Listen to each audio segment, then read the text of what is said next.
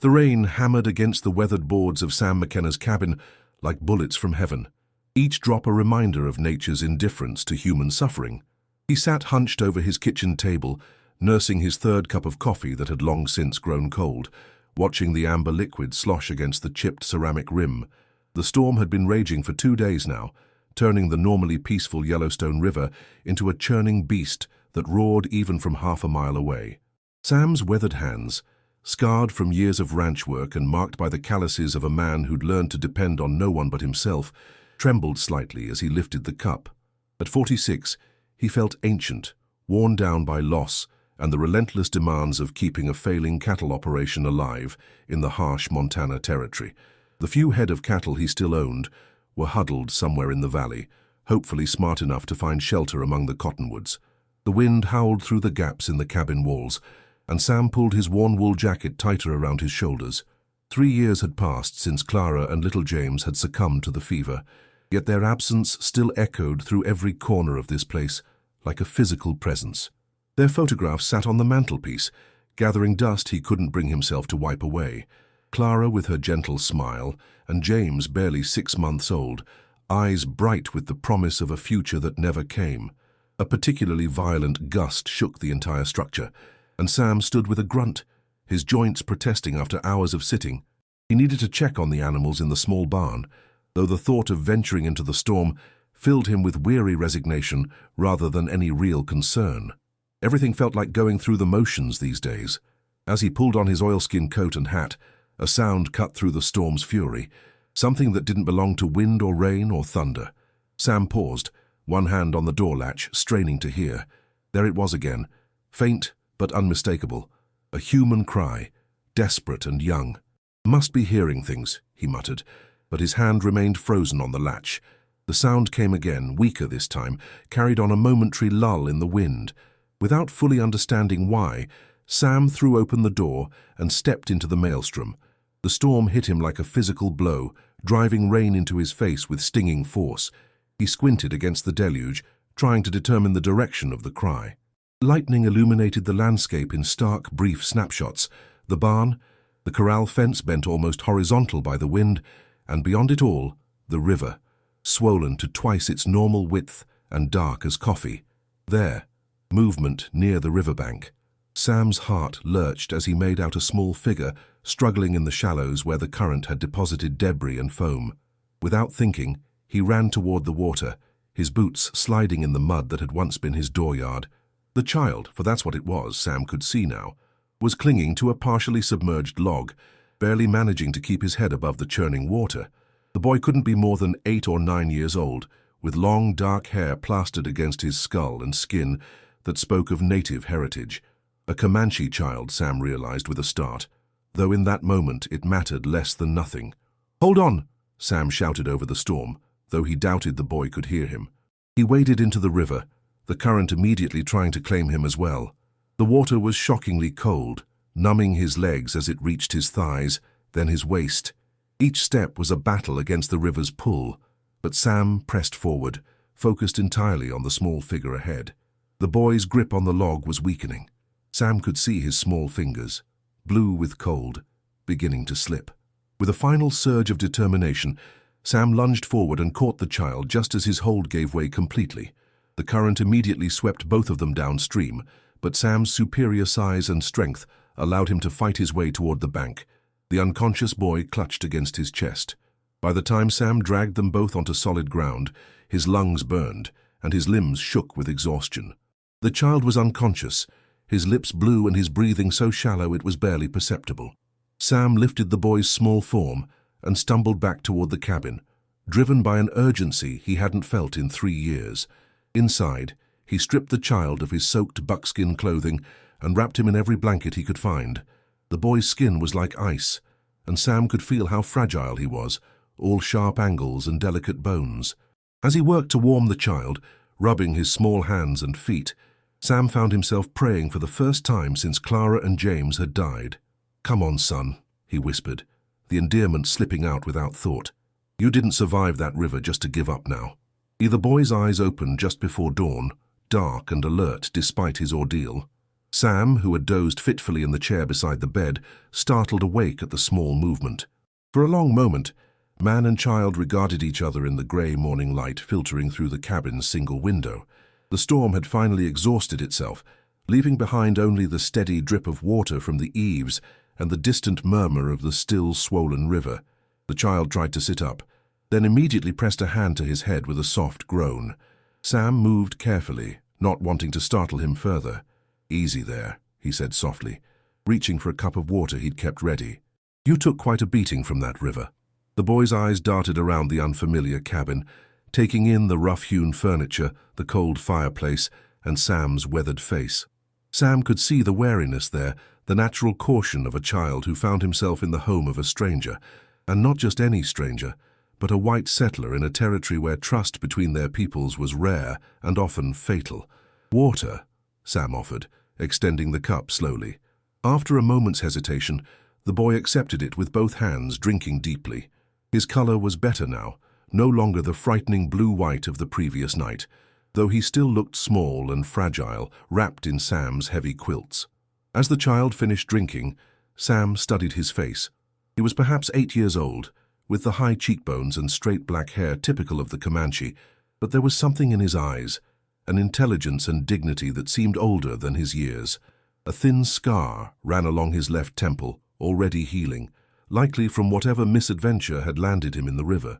"Can you tell me your name?" Sam asked gently. The boy looked at him for a long moment, then spoke a single word in his native tongue, something that sounded like flowing water to Sam's untrained ears. When Sam looked confused, the boy tried again, this time in broken English. "Ayana, Ayana," Sam repeated carefully, and was rewarded with a small nod. "That's a good name." "I'm Sam," he pointed to himself.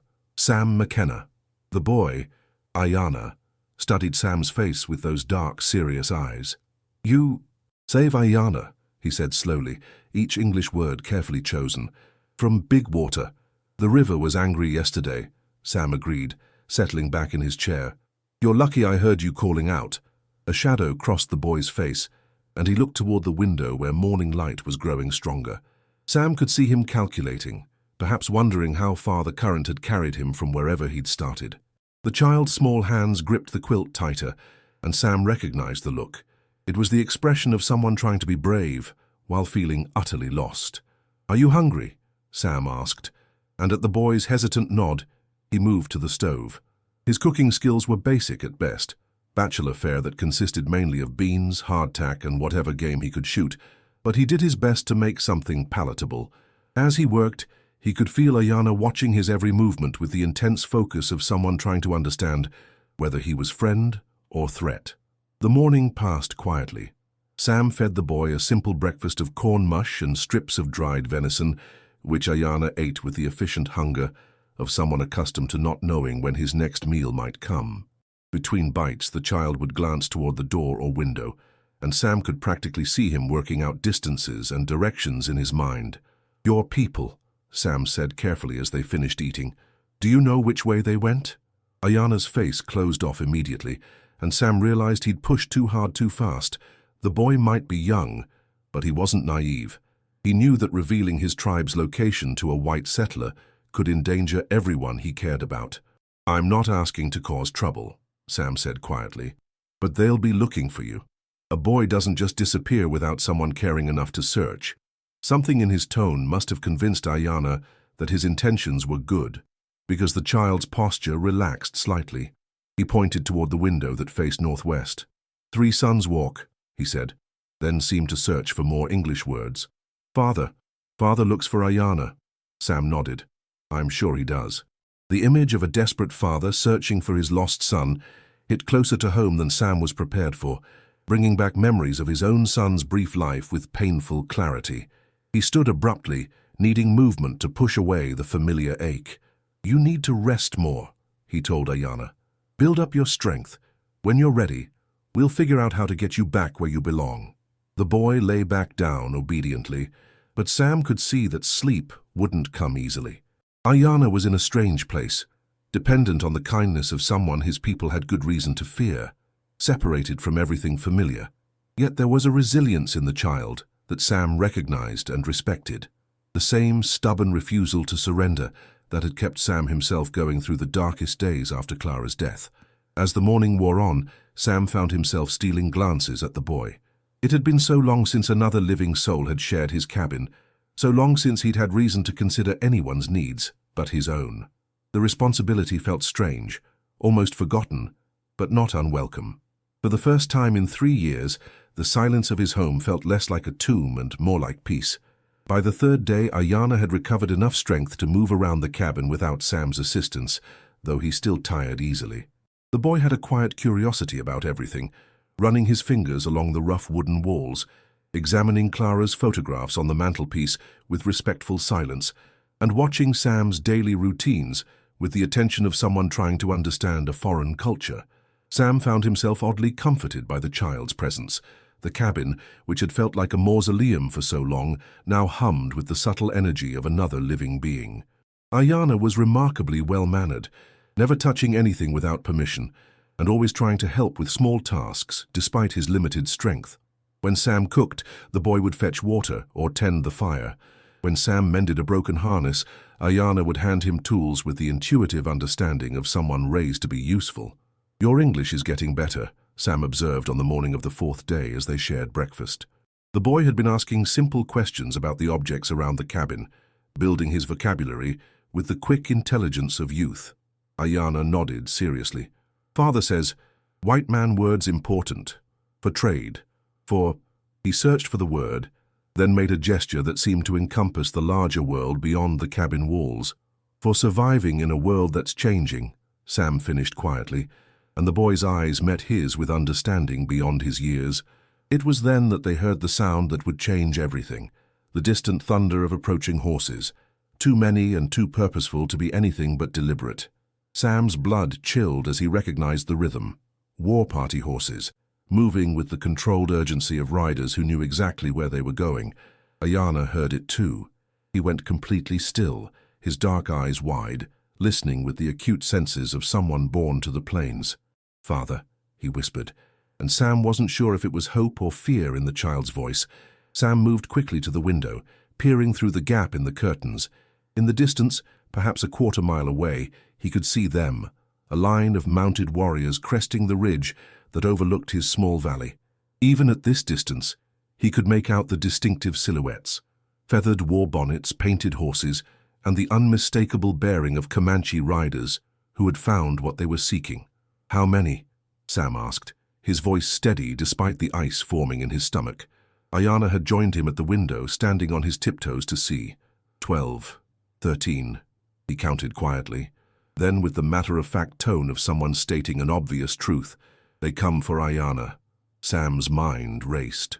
13 Comanche warriors, likely including the boy's father if Ayana was right. They would be armed on edge after days of searching, and not inclined toward lengthy negotiations with a white settler who had their chief's son. The fact that Sam had saved the boy's life might count for something, but it might just as easily be seen as suspicious. Why would a white man help a Comanche child unless he had ulterior motives? "Listen to me," Sam said, kneeling down so he was at eye level with Ayana. "When they get here, you stay close to me, but you let them know right away that you're safe, and that I helped you. Can you do that?" The boy nodded gravely. "Sam McKenna is good man," he said with the simple certainty of a child. "Ayana tells father." Sam hoped it would be enough. He checked his rifle, more from habit than any real intention of using it. 1 man against 13 warriors was suicide, and besides, he had no quarrel with people who were simply trying to recover their lost child. But old habits died hard, and the weight of the weapon in his hands provided a small measure of comfort. The riders were closer now, close enough that Sam could make out individual faces. The man in the lead rode with the bearing of authority, straight-backed, his long black hair adorned with eagle feathers, his face painted with the red and black markings of a war chief. This had to be Ayana's father, and the resemblance was unmistakable in the proud set of their features and the intelligent darkness of their eyes. "They're here," Sam said quietly. Ayana took a deep breath, then walked to the cabin door with the deliberate courage of someone much older. Sam followed, his heart hammering against his ribs as the boy opened the door and stepped outside. The warriors had arranged themselves in a semicircle around the cabin, their horses snorting and stamping in the morning chill. Every weapon was within easy reach, though none were drawn, yet. The war chief urged his painted stallion forward a few steps, his dark eyes moving from Sam to the boy and back again. For a long moment, nobody moved. The only sounds were the creak of leather, the jingle of metal ornaments, and the whisper of wind through the grass. Sam could feel the weight of 13 pairs of eyes studying him, measuring him, deciding whether he was enemy or something else entirely. Then Ayana stepped forward and spoke in rapid Comanche, his young voice clear and strong in the morning air. Sam couldn't understand the words, but he could hear the tone, respectful but urgent, explaining rather than pleading. The boy gestured towards Sam several times, and Sam caught what sounded like his own name mixed in with the flowing syllables of the native tongue. The war chief's expression never changed as he listened to his son's account, but Sam caught the almost imperceptible relaxation in his shoulders, the slight loosening of his grip on his horse's reins. When Ayana finished speaking, silence settled over the group again like a held breath. Finally, the chief dismounted with fluid grace and approached on foot. He was a tall man, perhaps Sam's age, with the lean strength of someone who had spent his entire life in the saddle. The paint on his face made his expression unreadable, but his eyes, so like his son's, held a depth of intelligence that Sam found both reassuring and intimidating. The chief stopped 3 paces away and studied Sam's face with the intensity of someone reading a book written in a foreign language. Then, to Sam's surprise, he spoke in heavily accented but clear English. "You are the one who pulled my son from the angry water." "Yes," Sam replied simply, meeting the chief's gaze without flinching. "The river was trying to claim him. I couldn't let that happen." The chief nodded slowly, as if Sam's answer confirmed something he had already suspected. Behind him, the other warriors remained mounted but alert, their hands resting casually near their weapons while their eyes tracked every movement. Sam could feel the tension in the air like the electric charge before a thunderstorm. One wrong word, one misinterpreted gesture, and blood would flow. "I am Running Wolf," the chief said, placing his hand briefly over his heart in what Sam recognized as a formal introduction. "This boy is my son Ayana, which means eternal blossom in your tongue. He is—" The chief paused, searching for the right English words. "He is the light that guides my steps through darkness." Sam felt a sharp pang of recognition at the naked love in the man's voice. "I'm Sam McKenna," he replied, unconsciously echoing the formal gesture, "and I understand what it means to fear losing a child." Something shifted in Running Wolf's expression. Not softness, exactly, but a flicker of shared understanding that transcended the barriers of race and culture. "You have children?" "Had," Sam said quietly. "A son." He would have been about Ayana's age now. The chief absorbed this information in silence, his dark eyes studying Sam's face with new interest. Around them, the morning air carried the scent of wet earth and growing grass, the storm-washed world seeming to hold its breath as 2 fathers took each other's measure. Ayana, who had been standing quietly between them, suddenly stepped forward and spoke again in Comanche. This time his words were directed at his father, and Sam caught the earnest tone of a child trying to convey something important. The boy gestured toward the cabin, then toward Sam, his young voice rising with emotion. Running Wolf listened without interruption, occasionally asking quiet questions that Ayana answered with animated gestures. Sam watched this exchange with growing curiosity, wishing he could understand the rapid flow of their native language. Whatever the boy was telling his father seemed to be having an effect. The chief's posture was gradually relaxing, and several of the mounted warriors had allowed their horses to lower their heads and crop the grass. When Ayana finished speaking, Running Wolf looked at Sam with something that might have been respect. "My son tells me you shared your food, your blankets, your fire, that you asked for nothing in return, that you treated him not as a captive but as—" He paused, searching for the word, "as a guest." "He was hurt and scared," Sam replied. "What else would I do?" "Many things," Running Wolf said, and there was a weight of bitter experience in his words. "Many other things." The chief turned and spoke briefly to his warriors in their own tongue. Several of them dismounted, and Sam tensed, unsure what this might mean. But instead of reaching for weapons, they began to unpack items from their horses: water skins, bundles of food, what looked like gifts wrapped in soft leather. "In our way," Running Wolf explained, turning back to Sam, "when one shows great kindness to another, especially to a child, it creates a debt that must be acknowledged. You have given my son his life back to me. This is not a small thing. I don't want payment, Sam said quickly. Seeing him safe with his father is enough. Running Wolf smiled for the first time, transforming his painted features with unexpected warmth. And this tells me that you are a man of honor, Sam McKenna. But honor demands that kindness be met with kindness, gift with gift. This is the way of balance. The warriors were approaching now, carrying their bundles with ceremonial care. Sam watched in growing amazement as they began to lay items at his feet. Beautiful blankets woven in intricate patterns, containers of what smelled like honey, dried meat prepared with herbs he didn't recognize, and most surprisingly, a rifle of obviously superior craftsmanship to his own weathered weapon. These are gifts freely given, Running Wolf said. Not payment for debt, but recognition of brotherhood. You saved one of ours. This makes you one of ours if you choose to accept it. Sam stared at the gifts spread before him, overwhelmed by their generosity.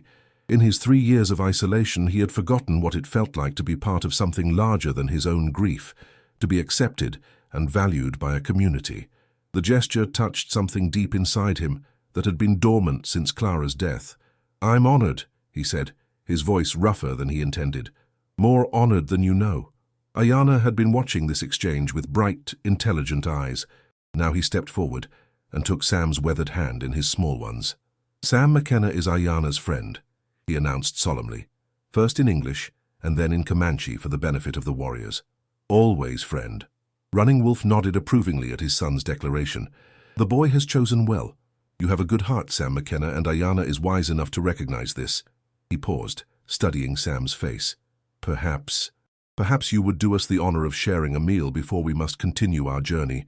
It has been many days since we have tasted anything but trail rations, and my son speaks highly of your cooking. Sam almost laughed at that. His simple frontier fare was hardly anything to boast about, but he recognized the invitation for what it was, an extension of trust, a bridge across the divide that separated their two worlds. I'd be grateful for the company, he said. It's been a long time since this cabin has seen a proper gathering. As the warriors began to unsaddle their horses and make preparations for an extended stay, Sam felt something shift inside him. The crushing weight of loneliness that had been his constant companion for 3 years seemed to lighten, replaced by something he had almost forgotten existed. Hope. Maybe, just maybe, it was time to stop living in the past and start building something new. The sun was just beginning to paint the eastern sky with soft pink light when Sam stepped out of his cabin the next morning. The Comanche warriors had made their camp in his yard with the easy efficiency of people who had lived their entire lives under the open sky. Several small fires glowed like stars against the pre-dawn darkness, and the smell of cooking food mingled with wood smoke and the fresh scent of dew-laden grass. The evening before had been unlike anything Sam had experienced in his 3 years of solitude. Running Wolf's men had proven to be skilled storytellers, sharing tales of their travels and hunts in a mixture of English, Comanche, and expressive gestures that somehow transcended language barriers. Sam had found himself laughing for the first time since Clara's death, drawn into their circle by the universal bonds of shared food and mutual respect.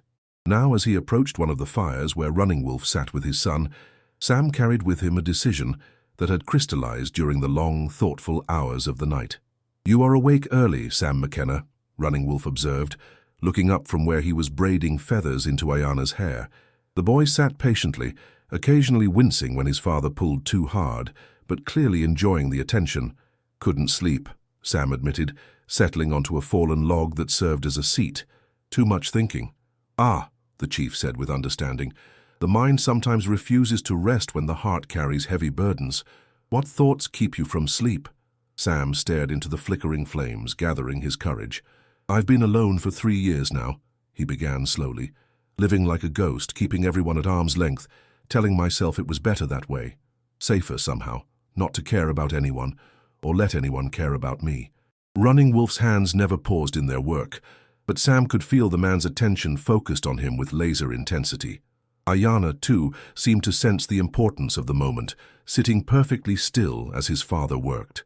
But these past few days, Sam continued, having Ayana here, meeting all of you, it's reminded me what it feels like to be part of something bigger than my own grief, to matter to someone again. And this troubles you? Running Wolf asked gently. No, Sam said, surprised by the certainty in his own voice. It doesn't trouble me. It gives me hope, and I'd forgotten what that felt like. He looked up from the fire to meet the chief's dark eyes. I want to ask you something, and I need you to know I'm serious about it. Running Wolf finished the last braid and placed his hands on his son's shoulders. Speak freely, my friend. I know your people move with the seasons, following the buffalo herds. But sometimes you need a place to rest, to trade, maybe to wait out bad weather. My ranch isn't much, just a small cabin and some grazing land, but it's well watered and sheltered from the worst storms. Sam took a deep breath. I'd be honored if you'd consider it a place where you and yours are always welcome. The silence that followed was so complete that Sam could hear his own heartbeat. Around the camp, other warriors had stopped their morning preparations to listen, and Sam realized that his offer, unprecedented in a territory where whites and Comanche were usually at war, would affect more than just Running Wolf's immediate band. Finally, the chief spoke. This is a generous offer, Sam McKenna, but it is also a dangerous one. There are those among your people who would not understand such friendship, and there are some among mine who might see it as weakness or betrayal. I know, Sam said quietly. I've thought about that too, but I'm tired of living in fear. Fear of loss, fear of caring, fear of what other people might think. Sometimes you have to take a stand for what you believe is right. Consequences be damned. Running Wolf studied Sam's face for a long moment, then smiled with genuine warmth.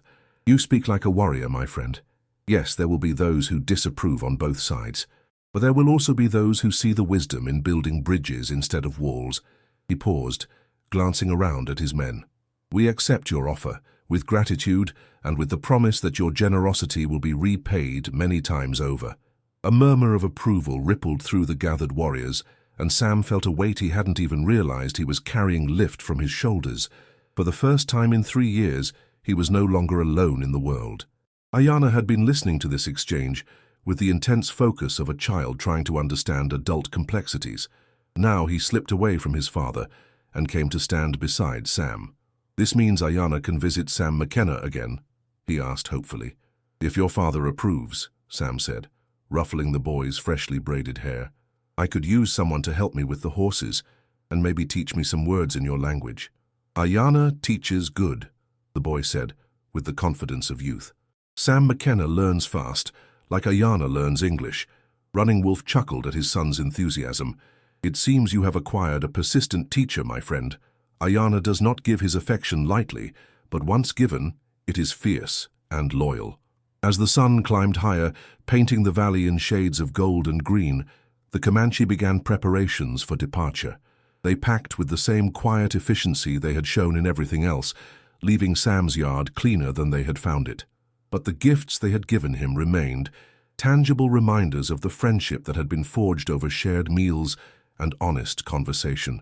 When the time came for farewells, Running Wolf clasped Sam's hand in the gesture of equals. Until we meet again, brother, he said simply. Until we meet again, Sam replied, meaning it with every fiber of his being. Ayana was the last to say goodbye. The boy threw his arms around Sam's waist in an impulsive hug that took the rancher by surprise. Thank you, Sam McKenna, he whispered, for pulling Ayana from angry water, for making Ayana safe, for being good man. Sam knelt down to return the embrace, his throat tight with emotion. Thank you, little brother, for reminding me how to live again. As the band of warriors rode away, Sam stood watching until they disappeared over the ridge. But for the first time in 3 years, he didn't feel abandoned when they vanished from sight. Instead, he felt connected to something larger than himself, part of a story that was still being written. Walking back toward his cabin, Sam noticed things he had been blind to during his years of grief. The way the morning light caught the dew on the grass, the sound of birds singing in the cottonwoods along the river, the simple pleasure of knowing that his home would soon welcome visitors again. Inside the cabin, Clara's photograph still sat on the mantelpiece, but now Sam could look at it without the crushing weight of loss. She would have approved of what had happened here, he knew. She had always believed in the power of kindness to bridge any divide. I'm going to try again, Clara, he said softly to the image of his wife's gentle face. I'm going to try to live instead of just surviving. And for the first time in 3 years, the silence of his cabin felt not like an ending, but like a peaceful pause before a new beginning.